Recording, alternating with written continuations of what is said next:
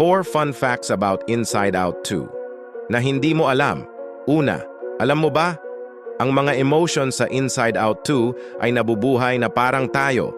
Mayroon silang sariling kama, nagluluto gamit ang apoy ni Anger at humihinga ng oxygen mula sa utak ni Riley.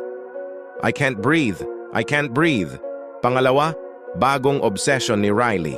Obsessed si Riley sa buhok ni Val at gusto niyang maging cool at mag-blend in sa kanyang gang, kaya ginawa rin niyang red ang kanyang buhok. Pangatlo, pizza memories. Ang isang pizza sa memorya ni Riley ay iniwan na. Gustong-gusto ni Little Riley ang pizza hanggang sa nilagyan ito ng broccoli toppings. Pang-apat, alam mo ba na parehong may floating eyebrows sina anxiety at fear? Sobrang magkahawig sila na madalas hindi sila ma-differentiate ng mga tao. Para silang magkapatid. Gusto mo pa ng amazing facts?